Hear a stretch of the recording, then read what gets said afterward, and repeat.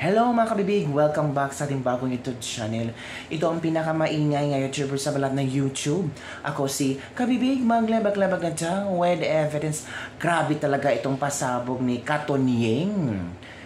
As in, grabe tungkol kay Senator Risa Hontiveros na meron daw budget insertions na 3 billion plus at flood control project na 750 million. Lagpas-lagpas pa sa OVP budget, mga kabibig. Totoo kaya ito? Kaya si Katonyeng, he tried to call the office of the Senator Risa Hontiveros or di kaya magbigay man lamang si Senator Risa Hontiveros ng kayang official statement. Nako, yung gusto niya kabibig, yung magsalita si Risa Hontiveros, nako, nag-post si Senator Risa Hontiveros sa ang kanyang reaksyon hinggil sa pinasabog ni Katonyeng Anthony Taberna tungkol sa budget insertions ni Senator Risa Hontiveros na 3 billion pesos at saka sa kanyang flood control project na 750 million pesos. Ito ang sabi ni Senator Risa Hontiveros. Makinig kayo. Wala po akong BICAM insertions. Wala saan program funds. Period. Isa pa, hindi ako pumirma sa BICAM at bumoto rin ng no sa controversial na 2025 budget. Babala. May caution si Senator Risa. Huwag maniwala sa fake news at maling impormasyon. So bale, fake news pala yung balita ni na Katonyeng. Katonyeng, fake news ka pala. Kasi sumabog ang issue nito nagsalita si Katonyeng kanina. Pero Katonyeng is just asking question kung totoo ba ito. Pero may data sila, kabibig. Paano siya asking question kung may data si Katonyeng to support to? Diba? Pero sabi ni Senator Risa Hontiveros, huwag maniwala sa fake news at maling impormasyon. Sabi ng netizen, basta negatibong news about kay Risa Hontiveros, sasabihin talaga niyang fake news. Natural, sabihin mo talagang fake news yan. Kasi masisira yung imahe mo. Risa Hontiveros is opening her door for the possibility na maging presidente siya, tatakbong presidente. Natural kung politiko ka, kung ano mang lumalabas na issue hinggil sa'yo, na i-connect ka sa mga kurakot or maninakaw ka, walang magnanakaw na magsasalita na aaminin ko nagnakaw ako, aaminin ko may insertions ako dyan. Walang magsasabing ganyan, diba? Pero bigyan natin ng benefit of the doubt si Senator Risa Hontiveros kasi sabi niya, hindi ako pumirma sa BICAM at bumoto rin ng no sa controversial ng 2025 budget. So may rason din si Senator Risa Hontiveros. Pero kabibig, saan galing yung data na hawak-hawak nilang Katonyeng? At bakit talaga confident si Katonyeng na ibubulgar ito? Kasi kung ako si Katonyeng, hindi ko ibubulgar kung wala akong dalang ebidensya. Kasi masisira yung pangalan ko. Diba? Masisira yung kredibilidad ko. Ngayon, sumagot na si Risa Hontiveros na huwag maniwala sa fake news at maling impormasyon. Natural, ang kampihan niya talaga si Risa Hontiveros. Sabi pa dito ni Senator Risa Hontiveros, lahat ng ininungkahi kong amyenda sa budget ay dumaan sa tamang proseso at inaprobahan ng Senado. Nako.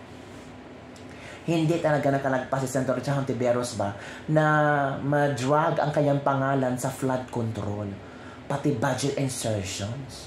Kasi si Senator Ping Lacson kasi nagpauso na posibleng lahat ng senador sa 19th Congress ay may budget insertions. So ang mga tao talagang hinanap yung budget insertions, anong laman ng budget insertions, ito na.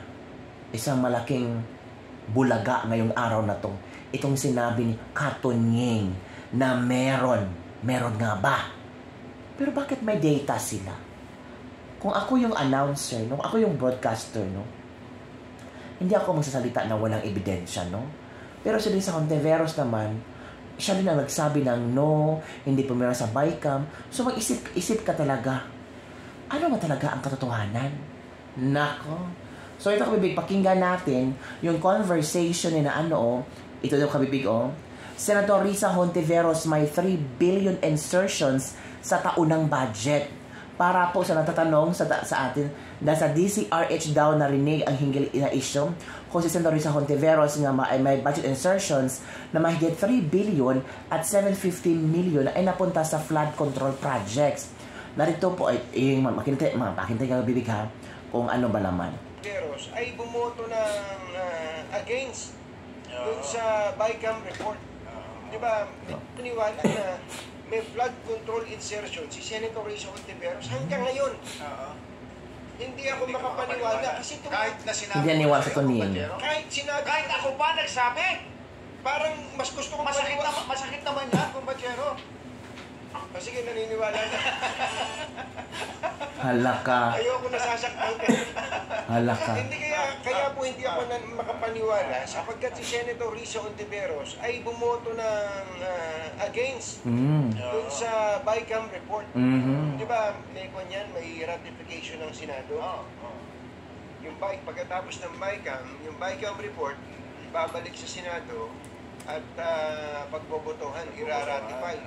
Dalawa silang hindi bumoto Si Senator Risa, saka si Senator Coco Pimentel, pareho silang opposition. Nasa minority. Kaya hindi ako makapaniwala na meron siyang insertion. Baka ang na flood control na flood control. Baka iniisip niya, hindi, ano lang to. Yun ang ceremonial function lang ng opposition.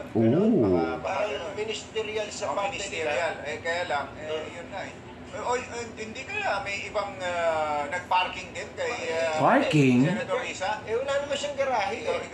Ikaw nga magpaliwanag, Senator Risa. Bakit nga ba? Senator, nakisuot. Pero hindi natin nilalagyan ng Malaysia yung pagkakaroon niya ng flood control. Na parang ang ibig sabihin kasi ngayon, pag nagkaroon ka ng flood control project sa iyong insertion, nangungumisyon ka na kagad Correct. Agree. Sinasabi. But to be fair kay Senator Risa Hontiveros, hindi lang 750 million ang kanyang insertion sa flood control. Hindi. Sa buong budget, nasa 3 siya. Laki no, 3.3 billion. 1 billion. Bilyones talaga kabibig. Hindi ako makapaniwala. Ako din. Hindi ako makapaniwala. Risa Hontiveros, mga magulang at mga mahal na mga taga-subaybay. Shocking. Kamuang budget. Saan mo ba nakuha yan? Para sa... Oo. Saan mo nakuha yan? Natawagan mo na ba, Yuel? Natawagan mo na ba? Ito. 3 billion. Laki. 3.035 billion. 3.0. Malaki. 35 million and then 800,000. Yun ang insertion. O yung amendment. Tapos amendments. Tapos ang kanyang flood control insertion ay nasa 700 715. Laki, 750 million. Pakitanong nga baka natin. na parkingan lang siya nung Baka iba nailagay sa pangalan niya pero hindi Ay, naman pala sa wait. kanya. Hindi ba? May mga ganun kaya ganun yung ating contention sapagkat halimbawa kumpatsero, may mga idinedeklara po ngayon ang ilang investigador. Ano? Investigador, ang mga taga ICC. ICI nga. CI. Pati mga taga local government na ghost project. Halaka. Nung pala, kumpatsero, dahil sa dami ng project, yung pag sinusulat na coordinates, siguro nahilo na yung nagsusulat. Yun pala kami. Baka nga may ginamit lang ang pangalan ni Senator Risa Hontiveros. Naku, malaki bilyones yun. Tapos magamit. Naku, dapat talaga imbestigahan to Senator Risa Hontiveros kung ano ba talaga ang katotohanan. Kasi nadadawit yung pangalan mo, nasisira yung pangalan mo. Pero sabi naman ng isang netizen dito naniniwala po kami sa katapatan ni Senator Risa Hontiveros na maglingkod sa bayan. Sabi din na isa dito, kaya pala ayaw niya sa death penalty. Meron pala siyang secret sa budget insertions. Nako. Ito pa, insertions are amendments. Amendments are insertions. Same. The executive should be the one to plan how and where to spend the people's money. The Congress needs to approve it or not. Ito pa sabi dito, patuloy dahil binabato ng kasinungalingan si Senator Risa Hontiveros kasi she's running and the most, magandang presidente sa 2028. Nako.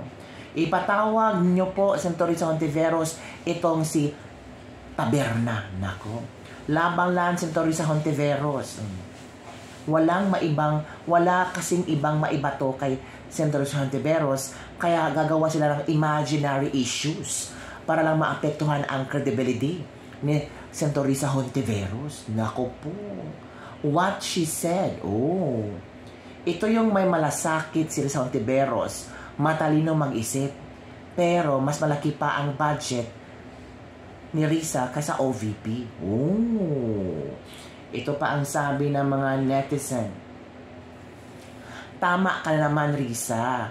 Wala sa BICAM insertions at wala sa unprogram funds. Pero nasa NEP kasi ang insertions mo. Gamit ang leadership fund. Hugas kamay pa more. Halak! Hugas kamay pa more pa daw si Senator Risa Hontiveros. Nako. Si Senator Ping Lacson mismo ang nagsabi merong 100 billion insertions ang lahat ng senator. Ina-assume nyo na lang na hindi kasama Senator Risa doon. Apparently, mali ang assumption nyo. Alaka. O nga, si Ping Lacson kasi nagsabi na may insertions, assertions itong mga senator. Kaya, yun mga kabibig. Naku, paano yan kabibig? Paano yan? Parang masisira yata ang pangalan ni Senator Risa Hontiveros nito. Ang tanong, masisira nga ba? Or, sabi ng iba, matagal na yung sira kabibig. Wag kayong ganyan. Baka ito yung magsa-challenge kay Senator Risa Hontiveros ng tatakbong presidente. Nako po. So, ano ang inyong reaction mga kabibig? Ito ba ay hugas kamay strategy ni Senator Risa Hontiveros? Masasabi niya, wala po akong BICAM insertions, wala sa program funds, period. Isa pa, hindi ako pumirma sa BICAM at bumoto rin ng no sa controversial na 2025 budget. Babala, huwag maniwala sa fake news at maling impormasyon. Lahat ng iminungkahi kong amyenda sa budget ay dumaan sa tamang proseso at inaprobahan ng Senado. Yun kabibig ha, yun ang pinag-uusapan ngayon na issue tungkol kay Senator Risa Hontiveros. At wala daw ibang maibabato kay Senator Risa Hontiveros, kaya ito na lang ang issue na ito. Nako po. Nako, ito ha, ito si Chinito, Real Talks pa, ang sabi niya na Rizatanas. Grabe talaga mga netizen.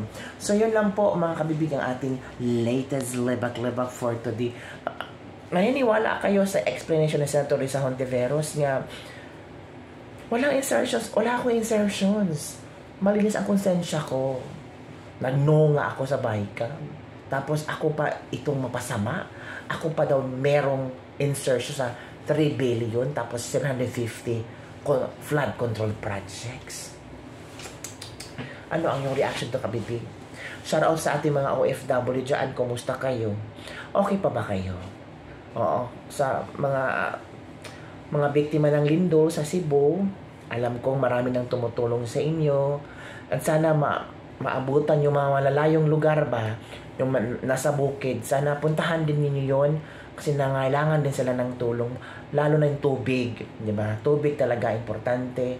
Pagkain na madaling makain. Easy wala nang luto-luto. Kain agad-agad. Diba kabibig? So, panalangin natin na sana unti-unti sila makabangon at yung mga nagbigay ng donasyon sa iba't ibang agencies, iba't ibang NGOs, yung mga nag-volunteer, salamat talaga. Yun ang Kabibig. Don't forget to like, subscribe, and share this video. Bye everyone. See you next time.